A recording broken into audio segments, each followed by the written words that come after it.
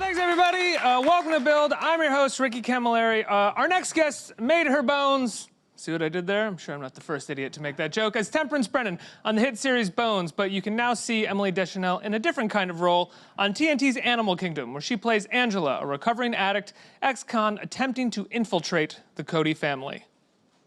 Let's take everybody, please welcome Emily Deschanel. Let's hear it. Hi. Hi, thanks for having me. Thank you so much for being here. Oh, thanks. So you hadn't really acted in what, like 2 years since the Bones finale? Yeah, about 2 years. I think I did a drunk history. In between? Very serious acting in between, but I have not, that hasn't aired yet. Oh, but yeah, really? Yeah, I did that before. But yes, yeah, basically 2 years. So what was it about this part and about this show that coaxed you out of an extended vacation? Well, raising 2 kids is not exactly a vacation. Fair enough. Yeah.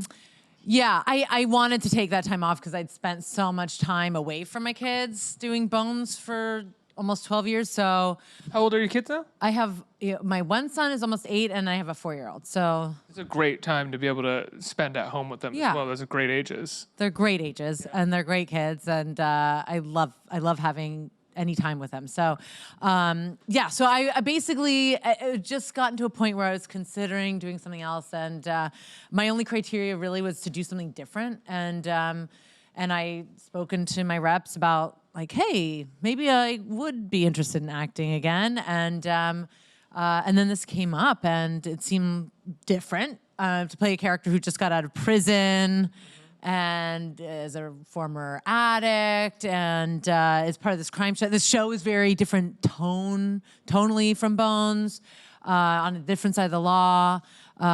So it just seemed like a perfect kind of thing to do. You found this great look that the character has, which is just in her eyes at a certain point where it's unclear how much she's manipulating or how much she is sort of like how much chess she is playing with all of these people. And I think it's sort of the best example of it is when you watch the sort of MMA fight at one point and you watch him choking another guy out and you've just got this look of pleasure / like everything is going according to plan look on your face. Did you talk to the producers about that look, or is that just something that comes out of the writing that you found in that moment? That's such a good question. It's not like I've ever talked about a look exactly, but Just a light squint. Right. I think in that scene was like Angela's turned on. Like I think that's what it was supposed to be, and I was like, okay, what is that really? It's finding the balance of like where is she manipulating them? Where is she like she has genuine feelings about them, like good and bad, right? I mean, this is a character so. The show's about a crime family and this matriarch, Ellen Barkin's character, and she has these sons, and she had a daughter who died. And my character the character I play was her daughter's best friend. So she blames me, in that scene we just saw, like she blames me for her daughter's death because I got her daughter in her mind into drugs, right? And then I blame her for killing her daughter because she gave her money and stuff to kill herself with drugs. So I have genuine feelings about her killing her daughter. I have genuine feelings for her daughter's son, who I kind of helped raise. Right, it's not clear like if you're manipulating them to a certain point. Like you have an end goal that you're trying to work with the exception of maybe getting back at Smurf.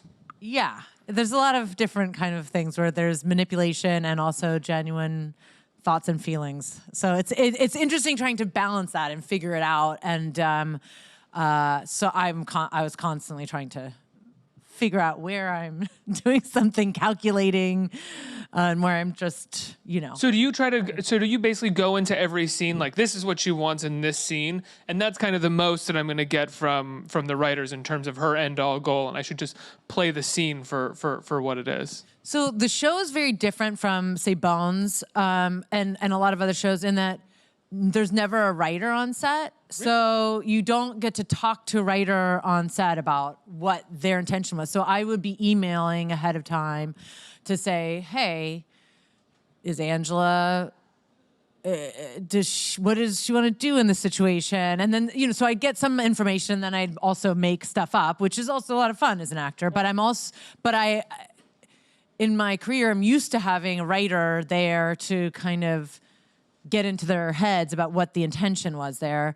And I could do that a certain amount, but not on set. Most shows, including Bones, you have a writer or two writers, whoever is responsible for that script, right, on set, as well as your director.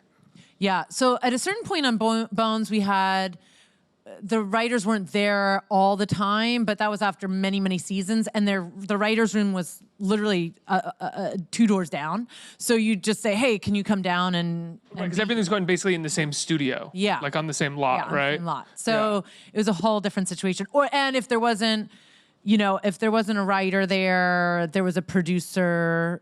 But anyway, you don't necessarily talk to them about the writing. But yeah, so it was a different thing. So I'd have to write ahead of time.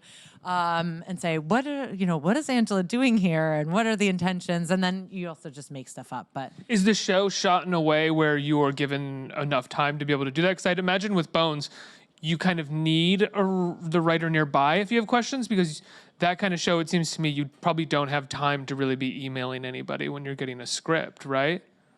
Yeah, you mean with Bones? Yeah. I mean, also we did 22 episodes a season. That's what I mean. Yeah. And they're cranking those things out as fast as possible. Yeah, I think we took the same amount of time to shoot the episodes, but it feels like they pile up on top of each other. And we did a lot of double up days, meaning we'd shoot start the next episode after 7 or 8 days. And so it kind of becomes a train that you're just riding, and you don't know how to slow down. So yeah, does feel like that, even though it takes the same amount of time to shoot the episodes, but it feels like there's more going on.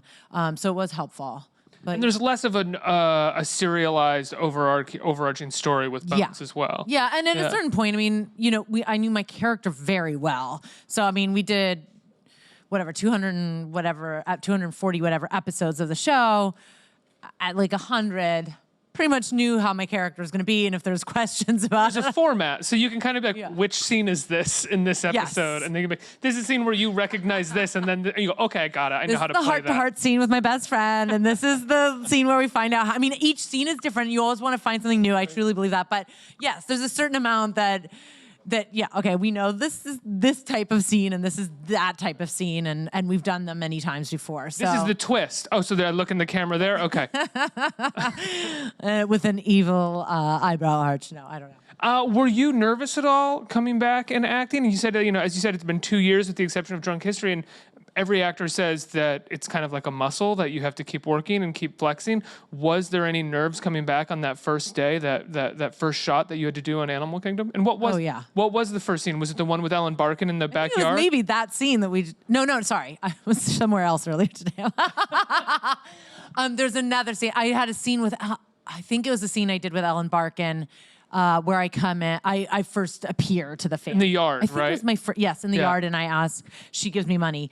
But she gives me money to disappear. There's a theme where she's always trying to give me money to disappear, but it's more money this time. She gave me $100 at first. So she thinks that you're still an addict and that she can basically give you enough money to make you become an addict again. She can think she can manipulate that, which may be true. But yeah, you know what? It is a muscle, and you do kind of lose a certain amount. And and I never thought about it that way, really.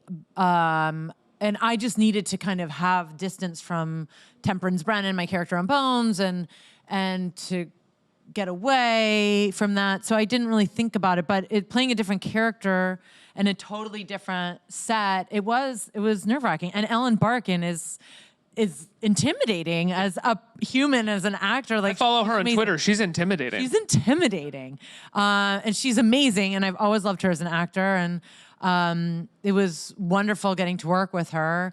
But yeah, I mean, you kind of want to bring some, your A game when you come in. So yeah, it was nerve-wracking. It was different. And, at least I knew a couple of the crew members before because they'd worked on Bones. But yeah, it's a different set, and it's different. Like on Bones too, when a new actor would come in, new characters would come in, we had a lot of group scenes. So a lot of times they'd be, unless they were part of the person who died's family or a suspect, if they were recurring characters who were part of the crime-solving team, essentially, they were the Squinterns, they would come into a scene with all of us there, and we'd welcome them, and it would be kind of like, hey, here's our inside jokes, and this is what we do. This is how you put on gloves really fast, and this, we'd like give them like a little tutorial, and we'd welcome them with open arms, and it would be so many people. And in this show, it's like, I don't know if I barely did any scenes that were not just me and one other person.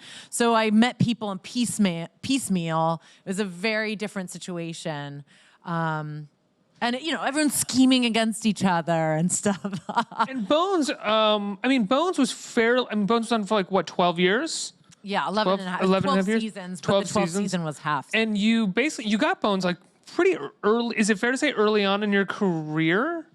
Yeah, especially when you think, I was 28 when I got that. Yeah. And I finished at 40. So it was a big chunk of That's what I mean. career. Like that must be like another piece of the nerves, is going to another set and experiencing what another set is like, because your knowledge is like really based off of how this one set ran. I'm sure you did other little things too. Yeah, and a procedural, which is again its own. It really is its own conveyor belt. It's its own sort of form that keeps working in a way. Yeah. It was a very different thing, and I had to kind of put things out of my mind about how I anticipate things work, or Couldn't be on the Animal Kingdom set being like, that's not how we did it on Bones. Don't do that. Get out of there. No, the furniture goes over here. The couch should be here, you guys. This is not on Bones, we would. Yeah. I know, it's hard to get, doing so many of them, it's hard to, I'm trying not to say on Bones all the time. They can tell it's in your head the whole time. They're just going, oh, she's just thinking about Bones right now. After doing something for like 11 and a half years, do you end up missing it when you walk away from it? Or is there a sense of relief that, that period of time is over and you can kind of move on to new things? All of it. I think it was something that I was not going to fight keeping alive, because we'd done so many episodes and we'd done it for so many years, and it was good to move on. But I loved working with the crew and the cast. I love those people, and we had such an amazing time working on it. So I truly I still miss it. I still see everybody here and there, and I'm still keeping in touch. I want to plan a whole reunion with everybody. Not like with us, but yeah, I was going to say, it's easy on the reunion talk. You're going to get a headline out of that. Emily Deschanel's planning a Bones reunion. But getting everybody in one plate, like even just trying to get a few people together. Like I remember TJ was away. TJ played Hodgins, and Tamara was in Canada. Michaela had a baby, and Dave Boreanaz is shooting a whole other show. SEAL team. So yeah, it's hard to get to nail people down. You and your younger sister both had wildly successful shows on the same network at the same time. What was that like? I don't think I've ever heard of that happening, ever. Yeah, I don't think that has happened before. Yeah, it's very strange. It's strange that it was on the same network, and like, 'cause you go to the upfronts or something, and it'd be the two of you there. Yeah, it was strange. It was really nice. It was really nice when there would be the Fox events and the upfronts, and any kind of Fox parties, and we would be there. That was a lot of fun. It's nice, and she did such a different kind of show, and yeah, it's very unusual. The fact that we're both have had careers as actors and we're siblings is, I think, unusual on its own. And then to have series that last for a long time and then have them be on the same network, it was very cool. We tried to enjoy it as much as we could while it lasted, but yeah. Yeah. But both of you, your father's a famous cinematographer. He's an incredible cinematographer, really one of the best. He worked with Hal Ashby. He just shot The Lion King as well, which is crazy. Yeah. He shot Passion of the Christ. Just like an incredible body of work. What was it like growing up around that? Did you get to grow up on set at all, or was that just kind of like he went to work?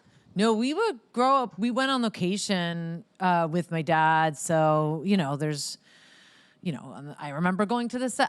Being there, I was too young to remember, and the Black Stallion, I was too young to remember, but there's pictures of me there. And then, I remember The Natural being on set for that. And, but yeah, we would travel. It was really, I think, a great way to grow up. There's negatives to it because you don't stay in one school for that long, et cetera. But we got to travel and, go all over the world and see how different people live in different cultures. And that was such an amazing education.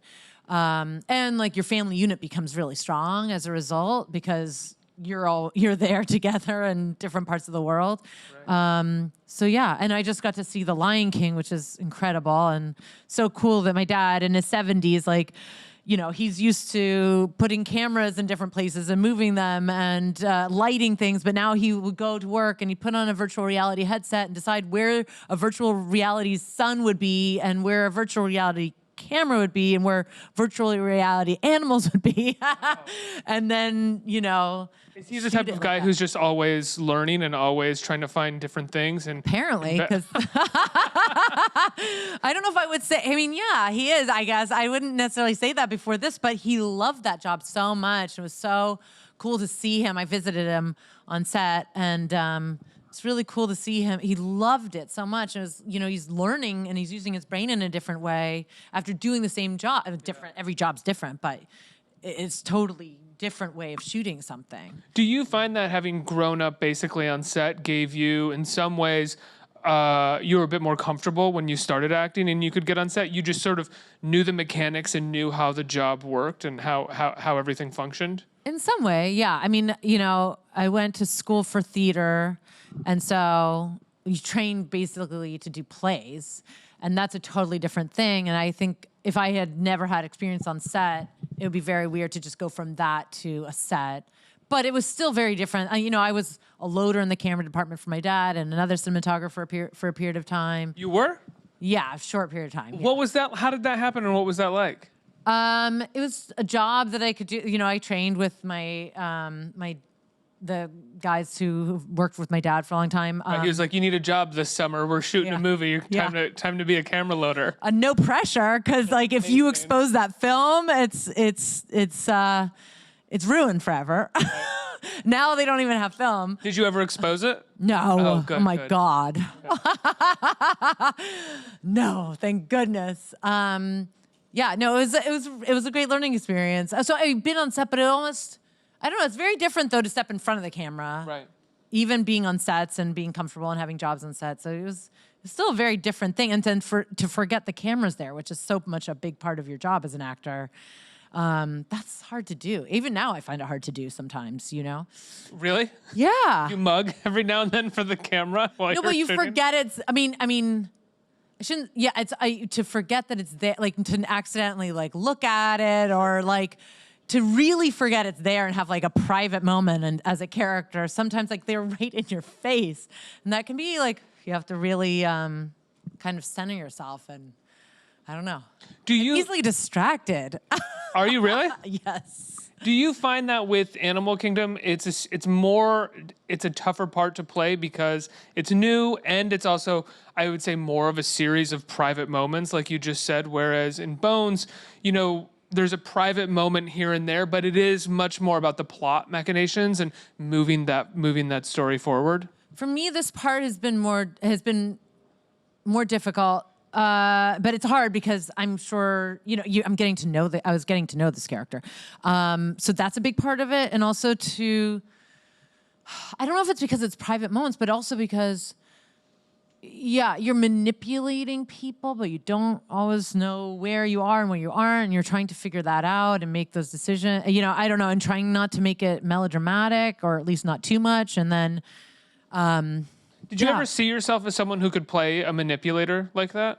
Because like Ellen Barkin as a manipulator is like, she's been playing manipulators for a long time in her career. She's A+ at it. But she's good at everything. Yeah. I would say I don't see myself as a manipulator, but so I don't see myself as that. As an actor, you never want to put any limitations on yourself. So of course I can play any part, but no, that's more difficult in that I don't see myself as a manipulator, but then playing this part, I've had to look at my own behavior and think about, and I do manipulate, or I try to, but I try to manipulate for good. Like if one person, like if I'm in a friendship situation or family situation or work situation where somebody's coming to me and saying, oh, Joe is really bothering me by doing this. And then Joe comes to me and says, that you're bothering him by doing something else, and then I'll try to like, I will manipulate for good. I will try to at least like try and explain why Joe does what he does, etc. But so I've had to examine myself and see like, oh, you do manipulate too. You try to manipulate like for the better, but that's still manipulating. Did you try to, is that something that you thought about and tapped into when you were going into scenes? Like, because every actor says, or most actors say, in order to do the scene, I have to find a little bit of myself in what the character is doing, no matter how horrible it may be. Right. Sometimes I work like that, but I mostly like to work where I think about who this character is and why they why they behave the way they do, why they've become like they've become, and what things happen to them. And so I think about memories that they could have had and all that. So that's more fun to me because you're building a life essentially as a character. But yeah, it is, I think, helpful to kind of see parts of yourself, so you don't feel so separate from the character. But I like to just build a character from the ground up, essentially. Do you feel like you've been building this character from the ground up throughout the whole season, and that you're kind of still figuring out exactly who she is and how to play her as the episodes move forward? Yes. Yes, I'm still trying. I mean, because they'll send you in different directions, and I'll have an idea. Like I had an idea of how I grew up, and my dad was not in the picture. And then there's a scene where I mention my dad and him being sick. I don't know, hopefully it's not giving anything away. And then I have to rethink about what my childhood was like, where I did have a dad, but what was he like and all of that. So it's kind of fun, actually. It's interesting, keeps you on your toes, but yeah. So the character changes as it moves forward, and you have to change with what you thought about before with who she is at that point that they're telling you? Yes, yeah. Is that hard?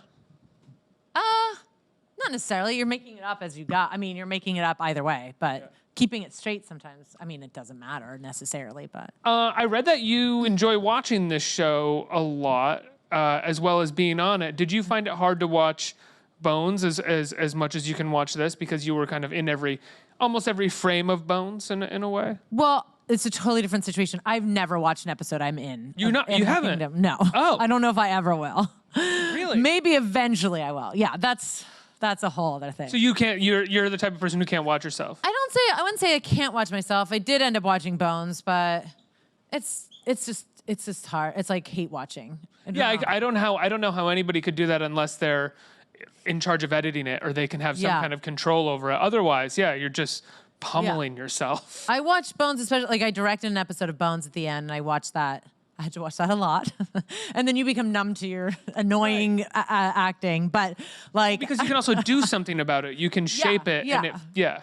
And you're watching it for a reason, and it's not just to hate on yourself. But I enjoyed watching the show. Until I got him on it. What was it like? How was it directing an episode of Bones?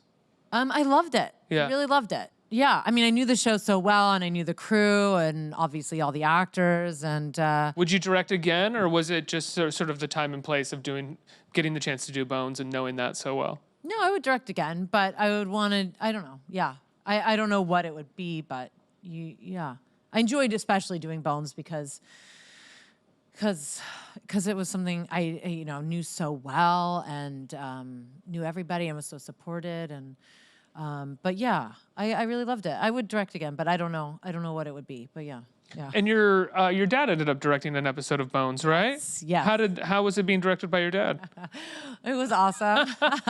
But he would also tell me to sit up straight. I'm gonna sit up straight when So he directed a couple movies, not just a cinematographer, and he directed some television too. And they actually tried to get him back on Bones several times, but then he'd always be away shooting a movie.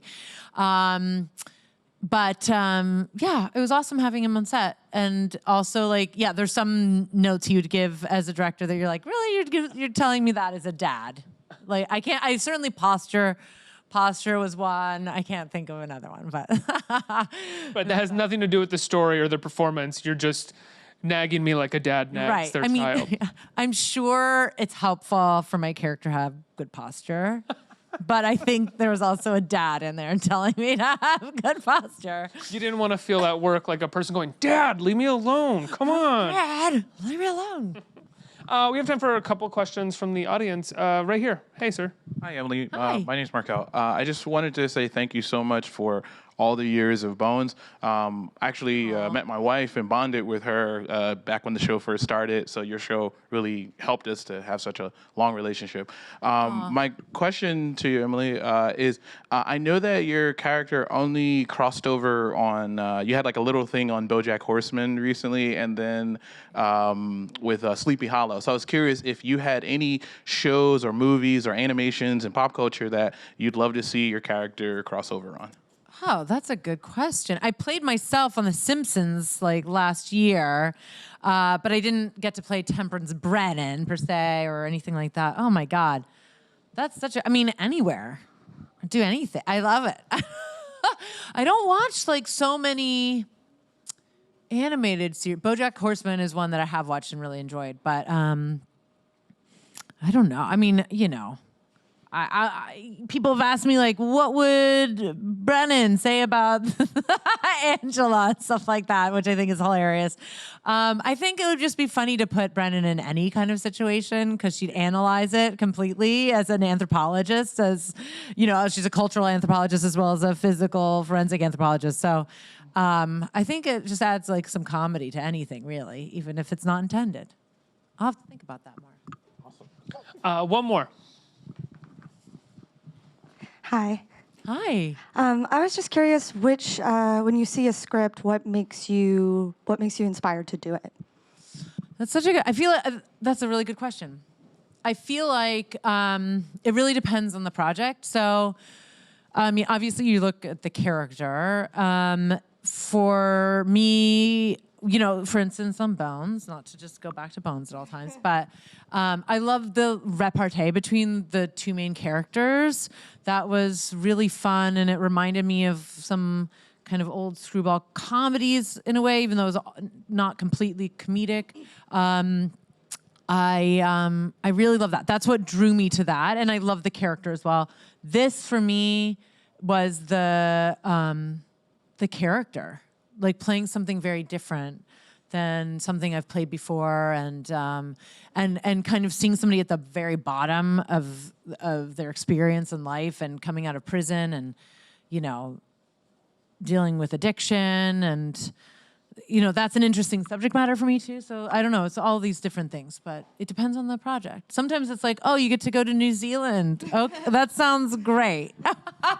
What was it like when Bones started taking off? Because, you know, getting a pilot is a miracle in and of itself.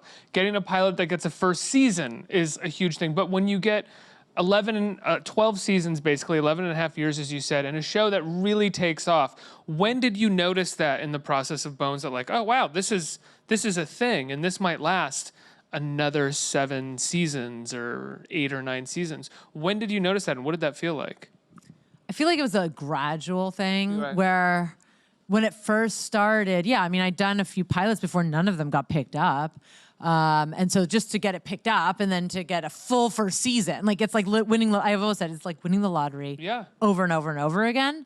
So it just becomes crazy, and then you almost become numb to it because it keeps happening. Right, they're like, you're getting 5 more seasons. Like, okay. What? Okay, whatever. Yeah. What else? What's for lunch? No, I think it was like, it's such a gradual, but when it first started though, I remember thinking, this could go for 3 years. And that was the longest I could conceive of in my head for a TV show to go. Like, it was never also my intention to be like a series regular on a TV show and do it for a million years. Like, some people, that's what they want to do. Right. And I didn't. I love doing it, but that I never set out like, that's what I want to do as an actor. So it was just, and usually jobs are much shorter for actors, you know? So it was very weird. The whole thing was very weird. And it became, like I said, it became like, it just slowly built and built, and then you're like, yeah, 5 more seasons, whatever. Was there ever a moment where you felt, I don't want to say like boxed in by it, but you never expected it to go as long as it did? Obviously, you're incredibly grateful to be an actor that has something that's going on for this long. But was there ever a part of you that was like, yes, I am grateful, but while I'm grateful, I never expected to be doing something like this long, and I miss being able to jump onto something in New Zealand or somewhere else. Did you ever have that pang when you were on it? Yes, I mean, I loved it, and it also made complete sense. It was so wonderful to have a job. I got married while I was on the show, and I had kids, and it was so wonderful to be working while doing that in Los Angeles, where I lived and where I grew up. So my family's nearby. But yeah, there's times where and I will say, I always got every episode. I would crack it open and be so excited to read what was going to happen. Right. But that said, you're still playing the same character for 12 years, so you kind of get a little antsy to do something else, and you're, sitting. Which and is like how did this happen? Not an antsiness you can express to any other actor because they're like, shut up. You're on a job. You got a job for 12 years. Yeah. No, I mean, I think most actors, though, all understand like wanting to play different characters. But yes. That's why they get into acting, right? So yes. Yeah. But yes, it's amazing to do a show that lasts forever, and it's incredible. And we were so lucky to have that. But yeah, and it's nice to do something different now and play a different part and yeah, continue to look for different things. Well, I love Animal Kingdom. I think you're fantastic on it. I can't wait to see what happens. It's on TNT Tuesday nights, so that's 9 tonight. 9 p.m. At Tuesday 9 p.m. Everybody give Emily a huge round of applause for stopping by Build. Let's hear it.